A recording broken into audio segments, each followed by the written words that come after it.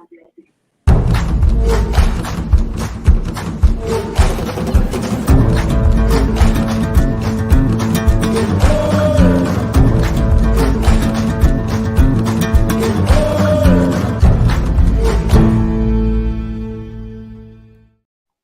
evening, everybody, and welcome to another edition of the Sports Exchange. This is a Wednesday version where we are in prime time, and we're just coming off a very powerful pundit.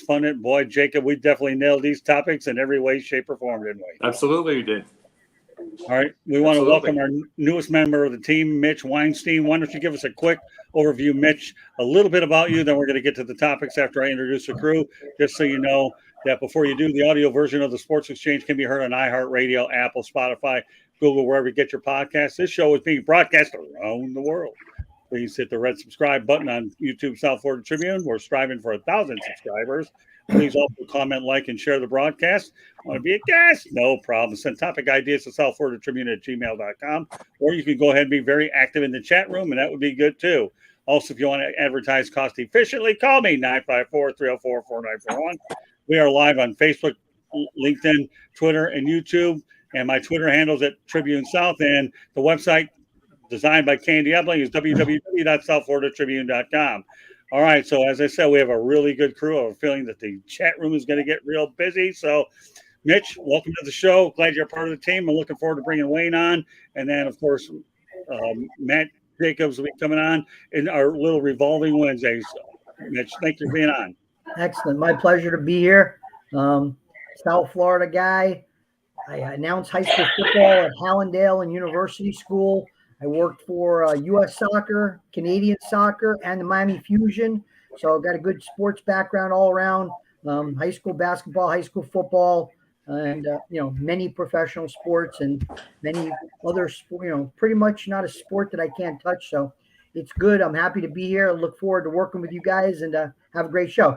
We will too. All right, George Eichhorn, you're getting a lot of business activity this week, although I'm giving you the day off tomorrow. Okay, thanks for having me on tonight, Scott. And JB Ellis. What's going on, guys? What's going on? I'll tell you what's going on. Jeremy Ballreich is what's going on. Yeah, I just left one show and now I'm on here. How'd that happen? Just kidding. My goodness, I can tell. And last but not least, Jacob Christopher. A long time no see, about a minute. No, about a minute or so, maybe two. Man, I'll tell you this. I don't know if it's if we're feeling sorry. It's entertaining to see all that smoke going around the Yankee Stadium in New York. That's crazy right now. All right. Well, let me blow through the chat room, get through the topics. I don't want to feel like I'm short-sighting everybody. But everybody that's in the chat room, if you haven't already, please subscribe to the South Florida Tribune YouTube channel. And for those that are coming in, I'll say it again. So I have a wide range of topics. It's probably one where I'm going to have to use a highlighter and carry them over to next week. That's how busy today has been. So Mitch Malak, Super Bowl or bust? I don't know. I don't know if we're talking about that or that's not. Mark Malik. Yes, that's one of my buddies. He's a Lions fan. He's saying that's our goal. Super Bowl or bust. All right. That sounds good. Keegan Eckert, welcome back. Will Vogel, as usual. Hello, guys. Wayne Weinstein has a date with us at some point. Keegan Eckert, guys, and Patty Grimes, what's up? I'll tell you what's up. And here's our first topic of the night. Guess we have no choice but to talk MLS because it was force-fed this topic. But let's talk about the fact that Lionel Messi is on the verge of landing at Inter Miami. And I'm going to get to some interesting numbers in a moment. Not a done deal, although I think it is done. It just got updated.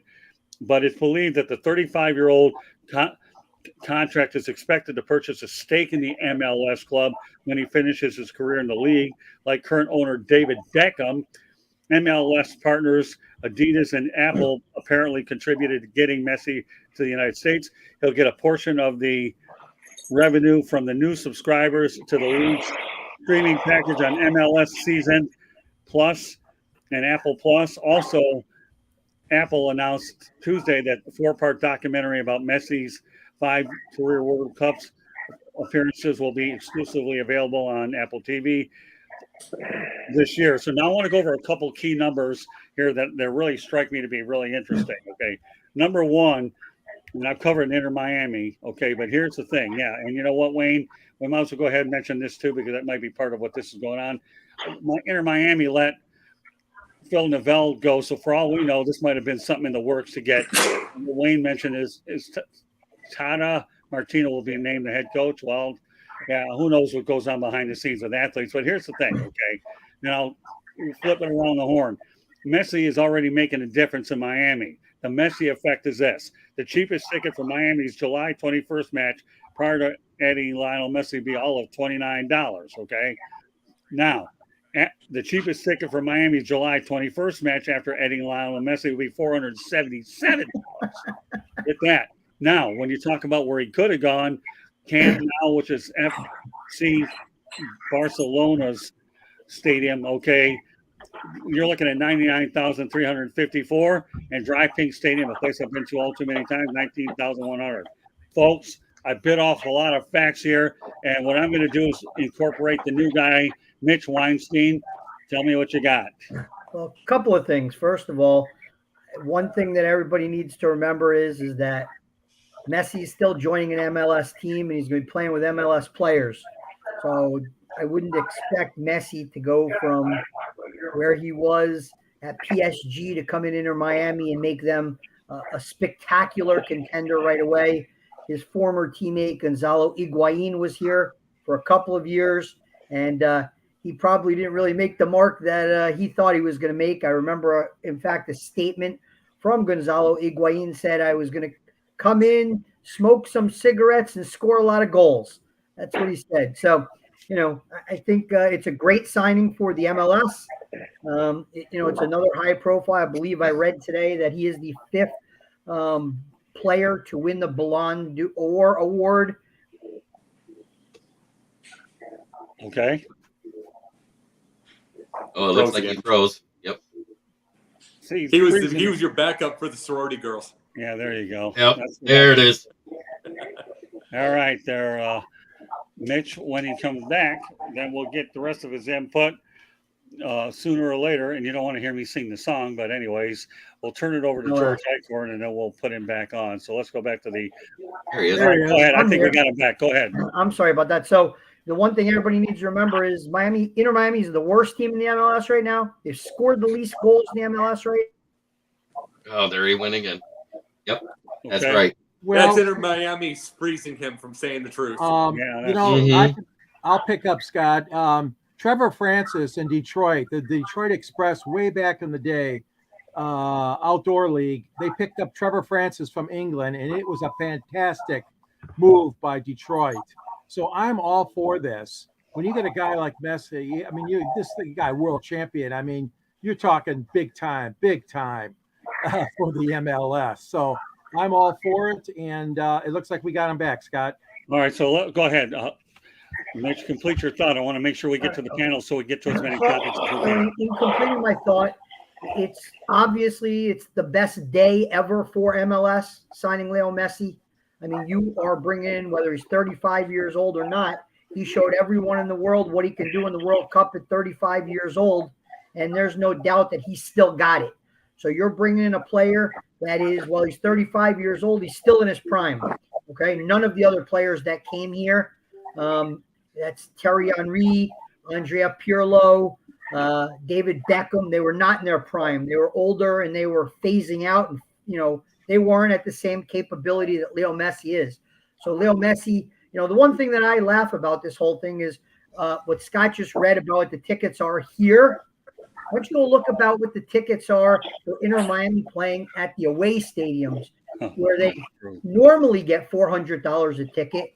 I read today that there's tickets going in Toronto for $2,000 a seat for when they play at Toronto later this year. All right, George, pick it up. I want to get to everybody. Let me go through the comments real quick. Hold on. Yeah, Hold on, George. Comments.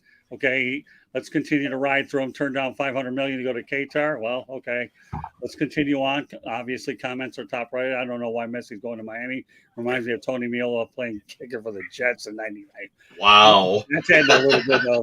Let's keep going there. All right, we know Will Vogel. Got to make sure we get his 2 cents in. All right, a lot of pass. Go ahead, George. Read this one. A lot of players past their prime normally go to MLS. Players such as Pele. Also, Messi is still one of the most recognizable athletes in the world and a world-class player. Oh, no question about it. Well, Pele, though, okay, get your research in order. He went to the North American Soccer League. Maybe right. And Cosmos. All right, Yep. so that doesn't matter. I get the understanding, but wrong league. Denzel Snipes, international soccer players playing in America. Laugh out loud. Okay, there we go. I speak faster than these coming in, and I feel like an Indy 500 tonight here. All right, Indy. All right, let's keep them going. Well, all right, here we go. Here's another one from Will. Messi has won numerous trophies, whether it's international. All right, okay, tell me something new. All right, let's see. Here's another one. Our futures. Bitchy. Wherever you're at, there you go. You'll be on this soon enough. And of course, let's go back to right. I just mentioned this. We already have. Yep, we already got that. All right, so let's Thank keep you, going. Wayne. Joshua Bernstein usually makes his way. Do you talk PJ yet? No, but it's Not yet. enough. Josh, hang in there with us. And good evening, gentlemen. All right, did I speak fast enough? Okay, now we get over to Jacob, who's been waiting patiently. George, anything else you want to say to it or not? Are you good? No, go ahead. All right, go ahead, Jacob. This is going to be a very interesting situation logistically. First off, he's used to playing in a 105,000 seat stadium. Inter Miami's 18,000. They are going to get all these tickets that are $477 a pop at your lowest and probably $2,500 at the highest. But that's going to fill up in a hurry. It's going to be like a Taylor Swift concert. That's just going to be. It's not going to be long before they use the Dolphin Stadium and fill it. And it's just not going to. And that's just the truth. They're not going to have enough. They're just not going to have enough room for these. There's going to be standing room onlys. There's going to be all this stuff, and they're going to have to move to the football stadium. And it is. But, this is reminding me of the whole Ted Lasso thing with Zaba. If anybody watched that, it's the whole deal, and you're expecting him to be meditating and then giving ridiculous stuff and then leaving 5 games in. You're expecting all of that, but at the same time, we don't have Ted Lasso here. So that part's a little different. But overall, this is wonderful for the area. It's wonderful for the area, and it's wonderful because like you said, like they said, anybody that ever came around there before was past their prime. This is not. So this is wonderful for the sport to get the name out there, and it's going to get other international players, other big ones there. Okay, we'll move over to Jeremy. All right. It is a great move for Major League Soccer to get Lionel Messi in there. And it's a great move for Interleague Miami because the one thing he can do is what they can't do, score goals. Yeah, that's true. Okay. All right, JB, you get the last word on this one. Great move. Listen, I've gone to a couple of games with the Chicago Fire. It's a great league. It's only gotten much better today. Smart move by the partners, by the league itself.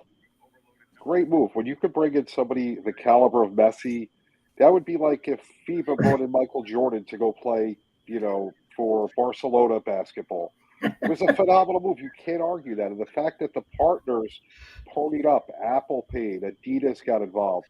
They want to grow this league. And a couple of weeks ago, I was at the one of the conferences they had on concussions. They're on the forefront of the issues, unlike other leagues in this country where concussions are much more prominent. I asked them while I was there about that, and the fact that they want to prevent the injuries.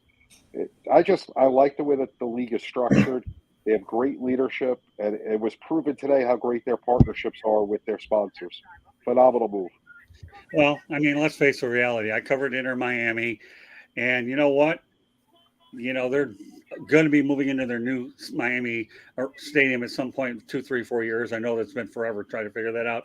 And I will say, Sorry. Well, hold on, Mitch. Okay.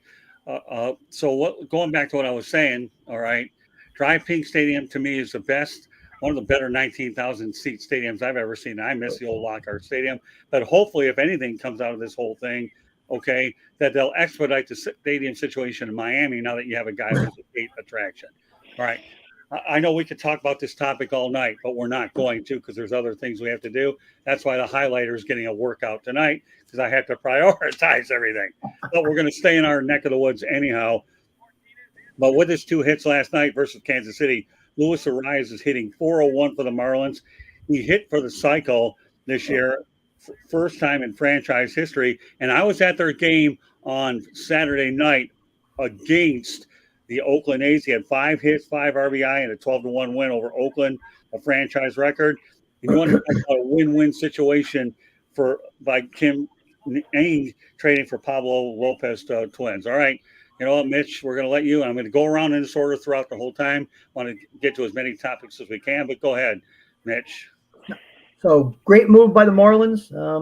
They're a pitching-rich organization, and they picked up. The funny thing is the Marlins have not one, but they have the last two American League batting champions, Yuli Gurriel and Arraez. Arraez, if you watch the World Baseball Classic, Arraez hit in the World Baseball Classic. Yeah. Every time he talks. Watching him hit makes everything perfect. Freezes everything up. Yeah. Well, okay. Well, they do have the last two. They definitely do have the last two batting champions with Gurriel. Mm-hmm. So, all right, George, give me your thoughts on this, and then Mitch will hopefully be able to get back on and complete his thought. Yeah, it's a fantastic story, Scott. I mean, he's hitting over 400, and that's always the magic number. And obviously, nobody has ever equaled it since the last time it was done. But I'll tell you what, this kid's got a lot of power, a lot of potential, and he is just a flat-out great ball player. It's a great move by Miami to obtain him in that trade. And I'm telling you what, I hope that more fans come out down there to support the Marlins, because this kid's he's the real deal. Okay, well, you know what? We'll turn it over to JB. I know that Mitch is having a few technical problems. I'm sure he'll be back, but go ahead. We'll keep moving it along. All right, JB, this Luis Arraez kid is special. He's special. We're not going to count what he did against Oakland. I mean, we could probably get a couple of hits against Oakland. But that was a great game to watch. We did. We got all three against them. Listen, we're talking about Oakland now.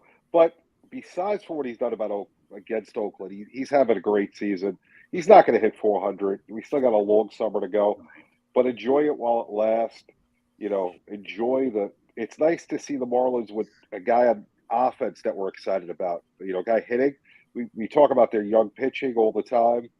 It's good to see that they got somebody that somebody that's hitting that we're excited about. But I say he could probably end up somewhere around 340 by the end of the year, and that would be phenomenal, because guys don't hit like that anymore. All right, let's go back to Mitch. You back? Yeah, I'm back. I apologize. I don't know what's going on, internet issues, but whatever. He's shoving himself in front of me.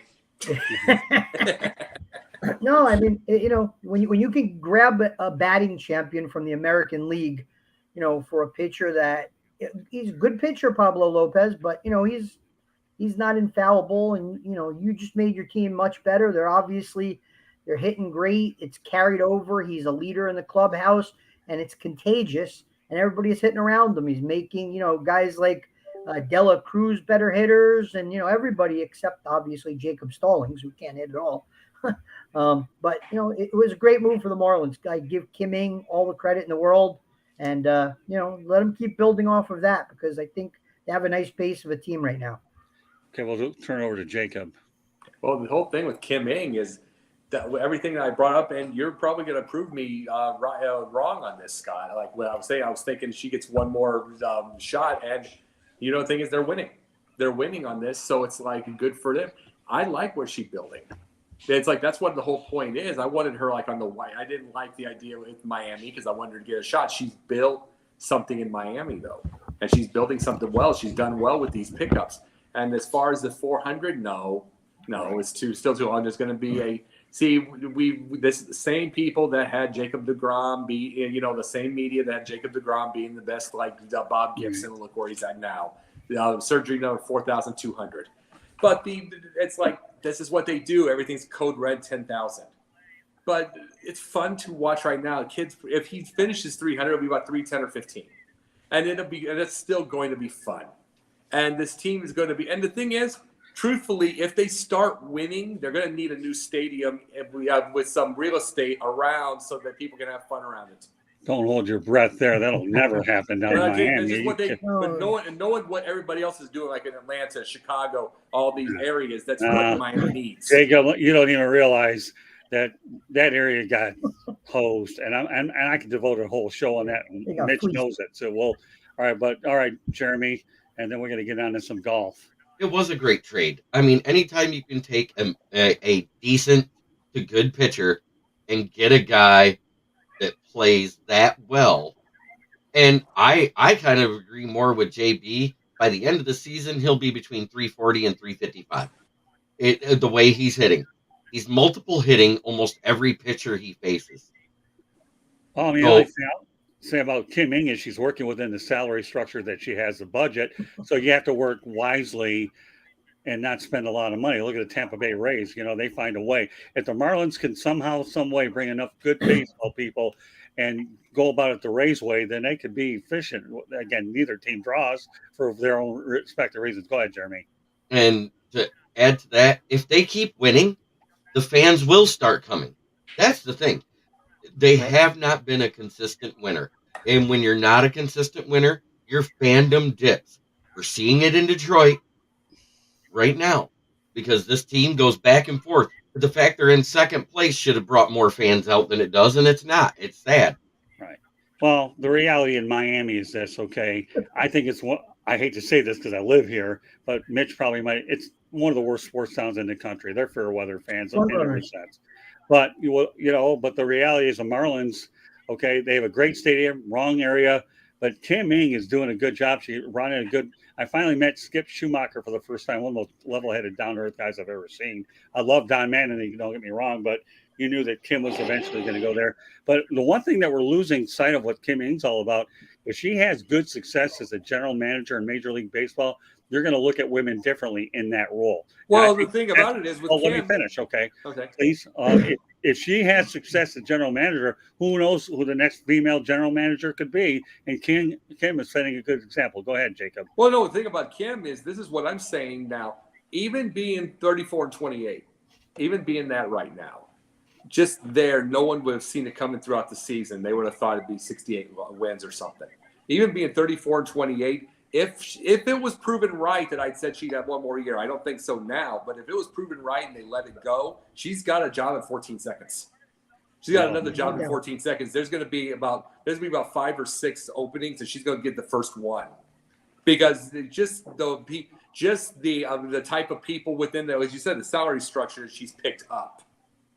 And it's like she's shown that she has earned her way on this. Yeah, but you know what, Jacob? She's not leaving Miami.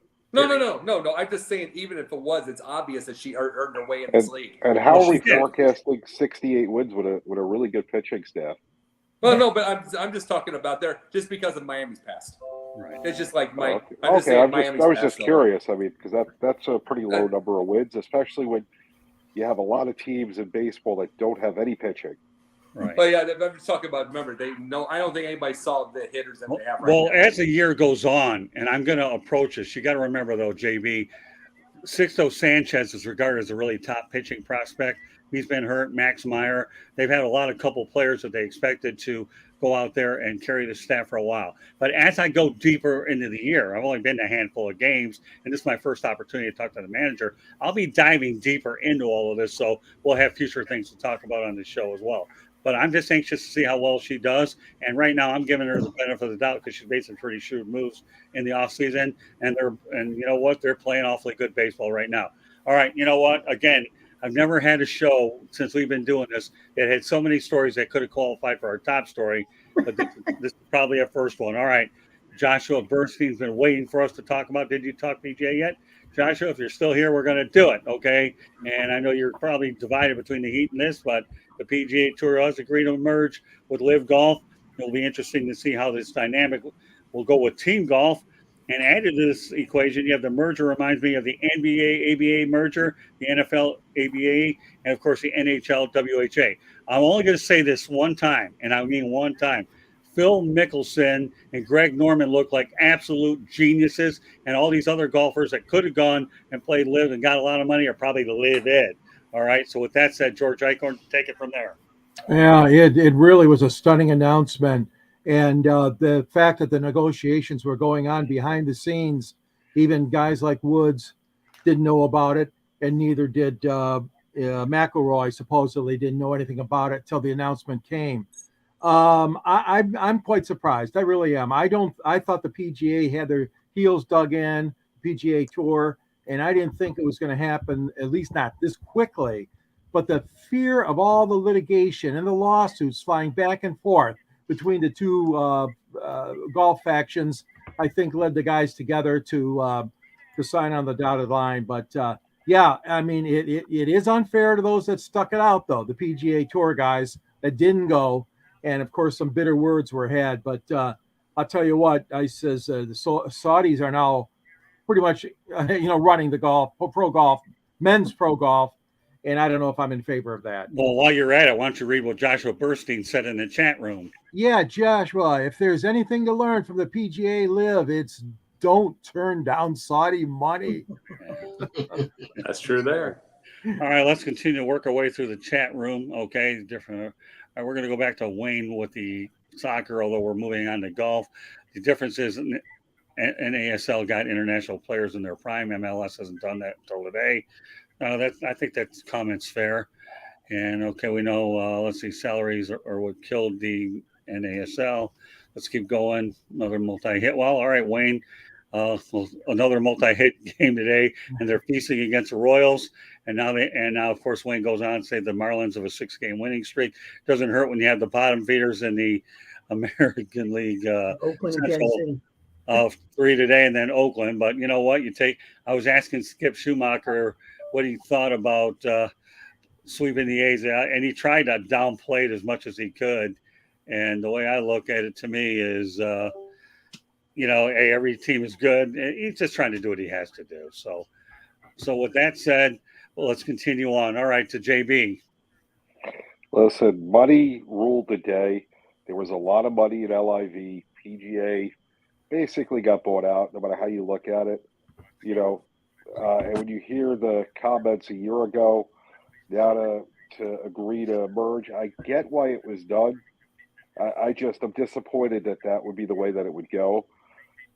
But ultimately, money ruled the day. I mean, you got to do what you got to do to protect your organization. And the PGA doesn't have the money to compete with the Saudi money. So, LIV presented a merger. It was easy. And they also brought in the European Golf League as well.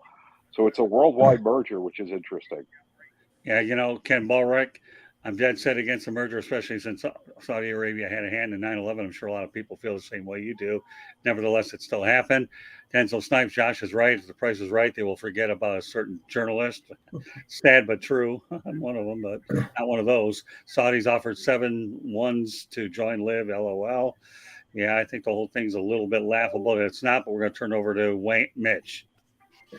The only thing that I have to say on the whole thing is that, number one, it's all about money, and the Saudis provided a lot of money. It was almost ridiculous, the amount of money that they were paying these golfers. But really what it comes down to, what it boils down to, is you have one organization for all the best players in the world, and that's what it should be. Shouldn't be competing organizations. Should be one organization where the best players are playing against the best players every weekend. Now it's really funny. The Saudis offered 7-Elevens to join LIV. That's funny. That's funny. Now that's funny. I'm actually going to go ahead and turn over the chat room to Jeremy. But first of all, before I do that, don't laugh at my brother's jokes. What's that, Mitch?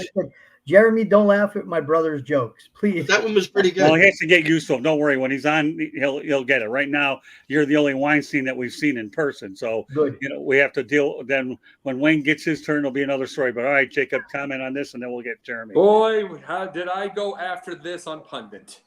Boy, did I ever. Pick it up where you left off. 3 episodes on LIV.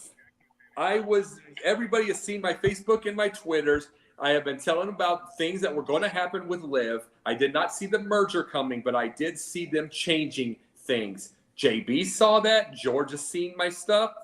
I have said they're going to change things. I said they're not going to go anywhere. They can lose money, and they lost money, and they can continue to.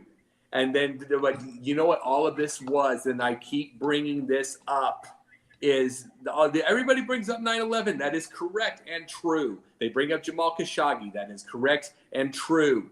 But all of that stuff was not cared about until Donald Trump. And the thing is, and there were so many years, they did not care until that point. This is the truth. Donald Trump is the guy you go hate on right now. It is 80s WWF pro wrestling. And that is what the thing is. And they wouldn't have cared about all this stuff if it was Hillary in office. And guess what? I'm sorry. There was more than Jamal Khashoggi out there that got killed as a journalist, and you know that. That is what Saudi Arabia is. But China's also dangerous. The Ukraine's also dangerous. Russia's also dangerous. The world dangerous. And the thing is to keep going after LIV because they decided to create golf and to give something a little different, and now they won. Oh, you're playing this moral game now. No, this is what life is. Life's dangerous. They make decisions. They make monetary decisions that every one of us would have made. Period. End of story. It was a good deal. And I didn't see the merger this fast or even at all. But I knew they were going to change things. They had already changed it with PGA. When PGA decided to go with some of the non-cut events and the higher money, that higher money, guess what? The non-cut events means everybody gets paid. That the money and everything like that, it was draining their resources. They had to do it. So the people that are going all over this, the players and the fans, they can just grow up. Well, I'll say it before I turn over to Jeremy. Like I said earlier, Phil Mickelson and Greg Norman look like geniuses. Okay, Jeremy, that and keep going in and out of the chat room and keep us going there too. Oh, well, Will Volks told my dad hi, and my dad said hi, Will Volks. But anyways, do they bring up 7-Elevens there? And Wayne Weinstein's asking about us. No, we bring up a lot of things, but normally anything politics or business-wise, we don't unless it's sports business. So therefore, this was a move to save the PGA. The PGA was going bankrupt. Eventually, all the players would have switched to LIV. Eventually, it sucks, and I do agree. Oil money is what rules the world right now. That's why you got what happened with Russia and Ukraine. That's why you got what's going on with China. That's why you got this going on. So that being said, it's done. There's nothing we can do about it except maybe tune them out. Okay, comment. Greg Norman is likely out, though. Do you guys agree or disagree with that? Yeah, he surprisingly, Scott, he is not listed among the top officials of the new tour. Okay. So, Jeremy, Greg, He's paid out. you really think the PGA was going to go bankrupt? They would have lost golfers. They would never go bankrupt. No, but they With don't all have the the same. sponsors. Here's the thing, JB. They don't have the same resources that Saudi does. Well, I I actually definitely thought that the understand merger that. would have happened in 2 years, but it happened way sooner than I ever thought. But to say that they were going bankrupt, they would have been fine for years to come. That this was a much easier route, and if you're running the PGA, there's no reason not to take the money and run. I mean, you'd be crazy to do that if you're running a business. Greg Norman, when the announcement was made, actually stood up and walked out of the room. Oh, really? Wow. Okay. Well, That's here's why the thing, he's though. out. Norman's paid. He got his pay. You know that. Right. yeah, he did. Well, and not only that, Norman made his point. Golfers were being treated poorly, and it led to everything that happened. So he ended up walking out a winner in more ways than we'll ever realize, because he changed the game of golf forever by making the move to do what he did. Now look where we're at. So, all right, let's move on to the next topic. Okay, this one a lot of Detroiters are probably familiar with. Mike Babcock, the new coach of Columbus. I think he took a money grab to go to the Toronto Maple Leafs in the first place, and I do believe he should have never left the Detroit Red Wings in the first place. All right, George, you're to my right. What do you think? No, I have to disagree on that, Scott. I'm glad he did leave Detroit. He had worn out his welcome. The players were not listening to him anymore. It was time for him to move on. Plus, look at all that money. You talk about money grab. Oh, my God, what Brendan Shanahan and the Maple Leafs gave Babcock. And where did that end up? Right on the you-know-what floor. Mike's a good guy. He's a hard worker. He knows the sport. I'm not questioning that. But he wears out his welcome after a while. I wish Columbus a lot of luck, and I hope he can turn things around, because they've been pretty bad the last couple of years, the Blue Jackets. But like I said, he kind of wore out his welcome in Detroit and Toronto, although he did win Detroit a Stanley Cup. I give him that. Obviously a big plus there. So I wish you good luck, Babs. Well, he lasted 2.5 years and got to take some money from Brendan Shanahan. So I guess he made out in the checkbook and then lay low until this came on. All right, JB. Listen, you got to go and find who you think the best person for your organization is. Right. Nothing wrong with it. I'm not opposed to it. He's a good coach, kind of like a Buck Showalter in baseball. More people follow baseball, so I'll use that as an example. One of the great managers in the game, but after a few years, he runs out his welcome. Nobody wants to perform for him anymore. When he was with the first year he was out of Baltimore, I went down to spring training. And, that was the sentiment from a lot of the writers that were around the team. And, as I was asking them what was going on, how they liked the new staff, they were like, Buck just ran out his welcome. He was here, The staff was a lot older. They didn't really look at the young kids, and you saw they brought in new blood, and it changed. It kind of reminds me of that, with him being similar to that type of coach. Well, you can also add Gerard Gallant to the equation, where he wears Yeah. his welcome pretty soon. And a guy that had a chance to watch him here in town is Mitch Weinstein. So while you're nodding your head, you're going back and forth, you can pick up where I left off and talk about it, Mr. Weinstein. Yeah, George Gallant's a great name to bring up. If he had the talent that the Panthers have now, God only knows what he would have done. He's a great coach. But Mike Babcock, good coach, but couldn't get over the hump in Toronto. Obviously, he won. He had great talent in Toronto, couldn't win. He won last year, beating Tampa Bay in the playoffs, and everybody thought pretty much that he was the greatest thing since sliced bread. And the Panthers put an end to that this year quickly. However, I will tell you one thing that's funny with him going to Columbus. Number one, it's a reclamation project. I wouldn't expect anything for 2 to 3 years in Columbus. They don't have much talent there. They're devoid of a lot of talent left. And, the one thing I remember here is go back and look at all the newspaper articles, what people were saying in November about Paul Maurice, because they wanted to fire him. They were all over him. He's not the guy. He should have kept Andrew Burnett, all this stuff. It's basically what the talent you have around you and what you could do with that talent. But I can tell you now, Columbus doesn't have much talent. It's going to be 2 to 3 years, and let's see if they give him the 2 to 3 years. Because if they don't give him the 2 to 3 years, then he's going to be going pretty quick. All right, Jeremy, read the. Wayne Weinstein pipes in. That's Mitch's brother, evidently. Toronto had some good players this year, could only get so far. Columbus doesn't have the talent of the Babcock-led Detroit or Toronto teams. Lots of work ahead. And, Mitch just basically said the same thing. There's more to add to that, and I will in a minute. All right, go ahead, Jacob. You know something? You got a 60-year-old coach. But you talk about He wears out his welcome. Does that make him this era's Mike Keenan? Just like it makes you wonder. But the thing is, when you've got a 60-year-old coach and he's worn out in the bigger areas, in the bigger hockey areas, Columbus isn't that good. What if this is his last run? And what if it's his last run and he has something to work toward? You can be a teacher of players that don't have as much talent. You don't get as near as much pressure as you would have. Toronto's waiting for that 1967 all over again to keep watching the YouTube videos. Detroit's wanting their team back. There is all kinds of pressure there. There's not going to be the same pressure in Columbus. He is not exactly a 30-year-old coach. He's 60 years old. This is the time where you can take a deep breath a little bit. You can be able to build a squad. People aren't going to expect a Stanley Cup right away. Why not? Why not take the thing? Because this is probably his last shot, or maybe second to last shot at least. You know what I'm saying? Then if whether it works out or not, you can retire. You can just say, well, I did this last part was teaching, my teaching years. Well, let me tell you this. I've been to a game in Columbus against the Red Wings, and that's a much different crowd. So I think he'll be well received there. John Tortorella was. You don't have the media pressure there either. So, as long as management stays with him, gives him an opportunity, I think he's in everything to gain, nothing to lose situation there. I really do. So, all right, Jeremy, go ahead, pick up on what I just said or something else. Well, and I'm going to equate it to the one sport that everybody watches even more than baseball, and it's been proven in the ratings, and that's football. Mike Babcock is a Tom Coughlin type of coach. He's a tough pressure guy that's going to make him obey. He doesn't go for that. And that's what's wrong with Columbus is they don't have that fundamentally sound discipline. He's a very disciplined type of coach. And he will get that out of those guys. And by getting them disciplined, they'll get better. Okay. All right. Next subject. 2 Cleveland Brown players were robbed at gunpoint.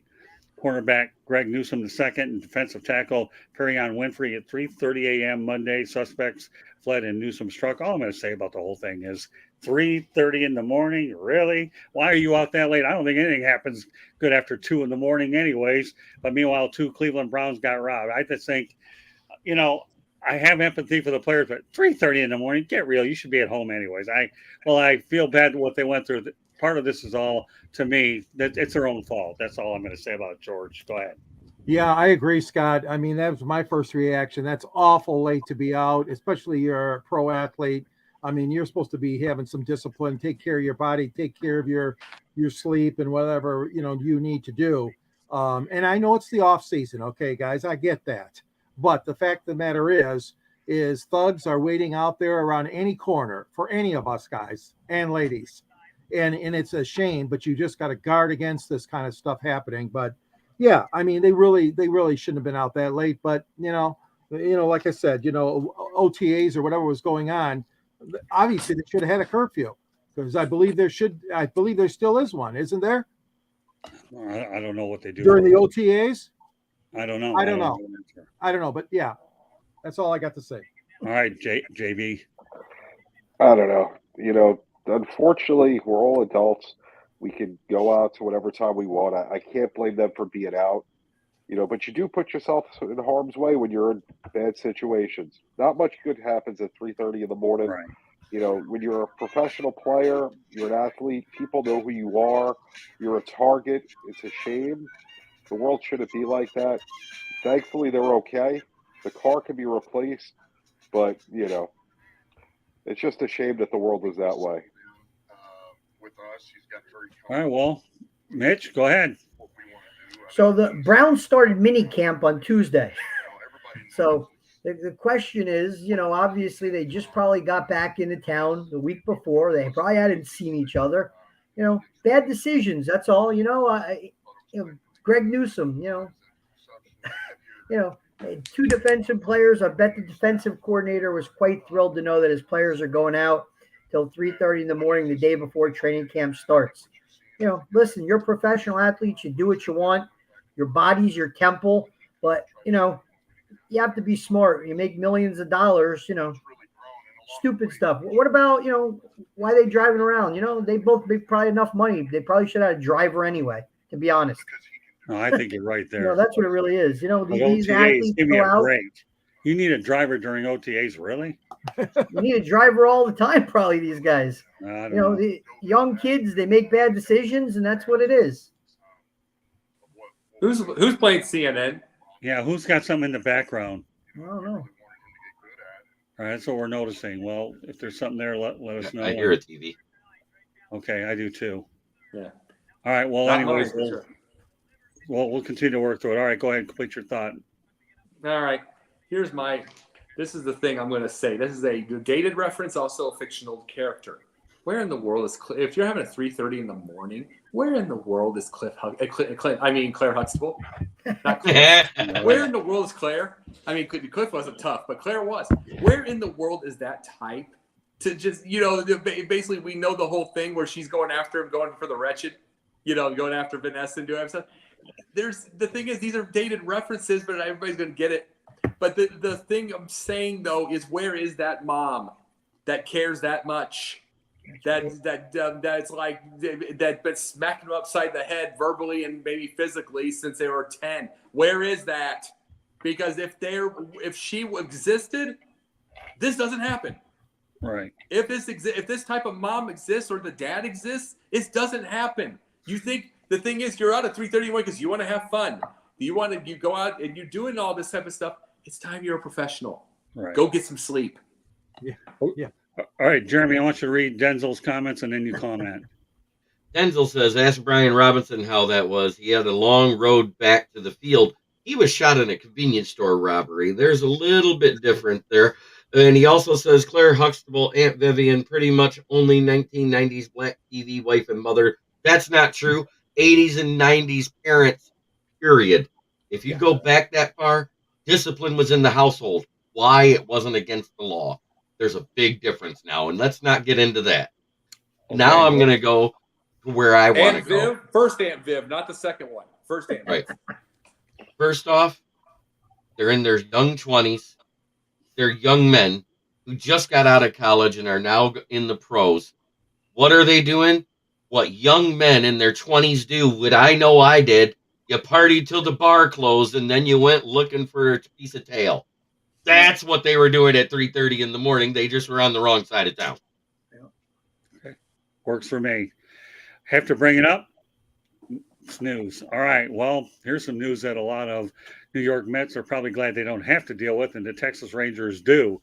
Jacob deGrom will undergo Tommy John surgery to repair an ulnar collateral ligament. GM Chris Young announced he was signed December 2nd, 2022 to a 5-year, $185 million deal with Texas. He also had Tommy John surgery in 2010 with the New York Mets. All right, George.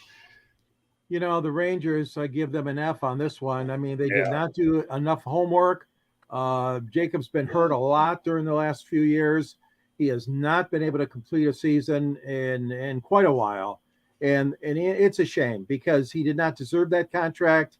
Yeah, they gave it to him, but foolish Rangers organization. And overall, overarching this whole thing, way too many injuries right now in baseball. Way too many injuries for pitchers especially. And Detroit is right at the top of that list. 3 or 4 of their young stars that they counted on years ago, drafted by former GM Al Avila, all hurt. Several of them with Tommy John injuries. So, but Jacob, you're a veteran, and really that's terrible that the Rangers even gave him that contract, Scott. Well, that's their own fault. All right, JB. Listen, it's part of the game. I mean, you know, he's a great pitcher. Unfortunately, he had injury problems. You take a chance when you make that signing. The hindsight, it wasn't the right move, you know. But 2 weeks ago was a great move. Can't blame them. It's part of the game, and it happens all the time. Okay. All right, I'll read the chat from Denzel. Rangers got to hold this, L. This is what happens when you are desperate to beat the Astros. Coming from a guy isn't he in Texas, right? Yeah, and he's a Texans fan. Well, there you He's go. in Houston. Yeah, well, there you go. And back to Wayne, double W's. Okay, are these pitchers over 30 but worth these contracts anymore? Scherzer, Verlander, DeGrom. You want us? That's a good question. All right. So, all right, go ahead, Mitch. Comment on your own, or with your brother, or whatever you want. If time permitting, we can get all the subjects in. We got about 2 or 3 to go, so we get you over to confidential. All right, go ahead, Mitch. I don't think it's just the 30-year-old guys that are getting hurt. Obviously, Eduardo Cabrera got hurt in the Marlins game today. Max Fried is out, been out for a while. You know, honestly, I really think that, and I hate to say this, but I think the Tampa Bay Rays have it right. Even though they've had some injuries like Glassdown, stuff like that, they don't kill their pitchers. Their guys pitch 4 to 5 innings, and they're usually done. They're not killing arms, and there's a lot of money being spent on pitchers. It's foolish money, but, you know, it's the game.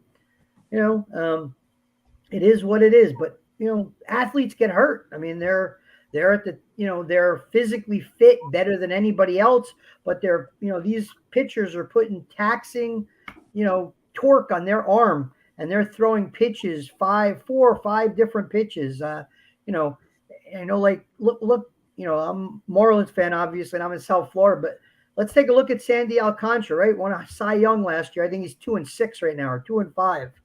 You know, obviously, you know, they're making changes to baseball for different reasons. I think one of them is to protect pitchers. So, you know, things like that. You know, they're trying to help them, but even though, you know, whatever it is, but, you know, I just think it's a game. They need to limit the amount of pitchers. There's a lot more. If you look at the lineups on the major league teams, they're all carrying more relief pitchers now. There's a reason why they're doing that. So, you know, let's stop giving the big money to all these pitchers. Let's start building teams through the bullpen. Pitch, you know, it obviously works, like I said, in Tampa, where they're not going long in starts, and, you know, that's it. You won't have the injuries. I feel bad for DeGrom, great pitcher. You know, 4 or 5 years ago, his last few years have been sketchy because he's been injured the whole time. And for his sake, I hope he retires now. Don't keep going through it. There's no need to go through it again, because it's going to happen and happen and happen. And he's, you know, a shell of what he was. Okay, Jacob. And in other pundit news, I bring these things up on Facebook, and I bring it up on there, and I bring it up everywhere. Anytime that you compare Jacob DeGrom to Bob Gibson, I'm going to blast the stupidity, because this is what the Code Red 10,000 media does. And this is and these type of things. It's just the same as how many times I absolutely go on blast on James Harden and Justin Fields and fans against Justin Fields, really. But this is the same thing. I've done it with DeGrom. It's like, duh. I was saying this from day one with Rangers. Duh. He was going to get hurt. Duh. He's the most dominant pitcher we've seen in the league when he's pitching. But he goes 3.2. He goes 3.2. He gets himself a hangnail and says, ow. Big help. I mean, and it's like, go get the guys in. But you bring another thing, Mitch. I want to bring this part up about the sheltering pitchers. It's no when you do this much sheltering, it's no different from the parents that sheltered the kids. And then they bubble wrapped them, and then the kids get sick. Then the kids can't handle themselves in the real world. And then you have all this kind of stuff. When the parents died, then they're a mess. It's the same darn thing. Pitchers used to do 2 or 3 straight, 4 straight complete games. Didn't have this kind of pain. Something happened in the midst of it. Like I said, lawyers and the agents run this world now, so we understand this. But the biggest issue we have is when you over-shelter, you get hurt. We're going to be going to confidential in just a few minutes. JB and I are. We have our show. We're going to be talking about Kyle Hendricks, who's my favorite pitcher, but he struggled. And the thing about this is the fact that he's an 84-mile-per-hour pitcher who had a shoulder problem. It's like this is what he could be. With his range and his motion, he could have gone. If you don't take him out at 6 or 7, he could have been that one that you could have done complete game after complete game and then let him build it up. But instead, he had his shoulder problem. He had his surgery, and now he's struggling to get himself back. And it's like sometimes you just got to quit sheltering. Okay, Jeremy, and then I'm going to go to 2 comments in the chat room, and then I'm going to let JB and Jacob go, and we're going to wrap it up. I have a few topics, but I'll address them next week so everybody gets a crack at them. So go ahead, Jeremy. Jacob DeGrom. Thank you. You proved me right again. The over-under for him being injured was 70 games. He didn't make it. I won my bet. Okay. All right, let's go to the chat room a little bit. We got Luis Arraez, reminds me of Young Rod Crew. I think that's a really good comparison. I like that one. And, of course, the one after that, tell that to Mickey Lolich. He won. I love anytime Mickey Lolich is brought up. I love it anyways. Who won 3 or 4 games against St. Louis. Oh, can't bring up those memories. Those are music to my ears. Denzel, damn. Jeremy. Damn, Jeremy, you're evil. All right. Yes. And, of course, in high school, I really do like it's 75. I lost my bet on OBJ. I bet on him to be injured 10 steps onto the tarmac. All right, Is there anything you won't bet on? No. Okay. All right, well, since we have a full house here, I want to make sure we get to confidential on time. I want to make sure everybody has an opportunity to get a hold of them. So, you know what, Mitch, why don't you start first since you're the brand new person? Looking forward to having you on a future edition of the Sports Exchange as we go through the rotation with your brother and Matt and whoever else. So, but I'm glad you made your debut tonight. So why don't you let everybody know how they get a hold of you, Mitch? You got it. You can reach me at soccermitch6@yahoo.com or at soccermitch on Twitter. Thank you. It's a pleasure to be here. I thank you guys very much. Lively talk. Obviously, I think I spoke to you earlier today, and the whole Messi thing was starting to come down, and it's been coming. So, we're happy to have Leo Messi playing in the United States. It'll be here perfect timing with the World Cup coming in 2026, and he'll help build the sport again as Pele did in the 70s. Once again, and obviously being a South Florida sports fan, we have the greatest year of sports ongoing ever in South Florida right now, and hopefully it'll stay like this for a while. But we have FAU and the University of Miami in college basketball. You got the Heat and the Panthers. Now you got Inter Miami getting Leo Messi. It's just a great year for South Florida sports, and we hope to keep it continuing. And, hopefully the Miami Dolphins, even though I'm not a Dolphin fan, will follow suit like everybody else, because if not, everybody would be upset because things all seem to ebb and flow with the Miami Dolphins in South Florida. Thanks, guys. All right. Let me mention Denzel Snipes, Baby Bears baseball coming up next. That's what confidential is. All right, go ahead. And, yeah, we know Wayne Weinstein at Nova Southeastern University won Division II men's basketball. All right, over to Jacob. Well, right now I'm going to set a bet between the Ballreich brothers and the Weinstein brothers at WrestleMania for this match. We're younger, I think. Yeah. All right. I'm 52. No, okay. No, then we're older. That's okay. I got my dad is 72. There you go. My guy's 87. It's okay. Okay. Sunday nights, I'm Basket Bros. Monday nights, I got Pundit Views. I do interviews with this, and I had a good one on a Sunday special. Tuesday nights, I'm off. Wednesday nights, the 3 shows: Pundit's Pundit, the Sports Exchange, and Confidential. Thursdays, when we get ourselves back up, we're going to probably do it pretty soon, Yin and Yang, which is off sports and off the network. Fridays, when I'm asked, and I'm on the bench usually, it's the Gauntlets as a bench. And then back to normal, and I'm also helping work on a couple movies right now. So staying busy. Okay, Jeremy. Oh, why don't you let JB go, because they got to get the cup defender. All right, well, all right, go ahead, JB. JB_ the program on Twitter. Confidential coming up in about 9 minutes. Don't forget Sideline Sports Tuesday, 8:30. NFL Alumni Media. Make sure you're watching that. We'll see you guys next week. You got it. Good luck over at Confidential. Hope you and Jacob have a great show. Thank you. Thank you. Yep. Bye-bye, guys. Yeah. All And right. now there are 4. Okay, Jeremy. You can find me at the SouthFloridaTribune.com under the Motor City Tribune heading, where you can find me under a list of authors with Scott Morganroth and George Eichhorn. And I'm quite sure Mitch might have read a couple of my things there. And my dad will be 74 next month. I forgot he was 21 when I was born. But anyways, that being said, I love doing this show. And you can also find me on the South Florida Tribune YouTube channel any day when Scott needs me. I'll come in here. I'll give my peace of mind. Sometimes I make him even flip his hat. That being said, I also have my channel, which is Kneecap Biting with the Detroit Lions. I'm Smoking Jeremy B. I'm the host of that show. I also do the NFL Roundtable Talks on Wednesday. I'm doing an interview show called The Jeremy Ballrick Show, where I interview different sports personalities and podcasters. And I have a Saturday show called Kneecap's Main Event with Main Event Mike of Main Event 365, where we talk about the latest Lions news. All right, so hi, Brian. Thank you very much, Denzel. All right, George Eichhorn, go ahead.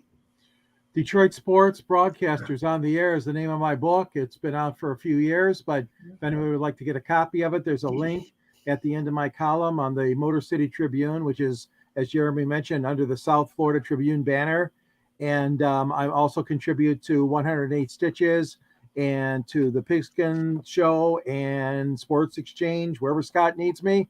And you can reach me at gicorn@yahoo.com or on LinkedIn under my name, or on Twitter. I'm at SandGSports99.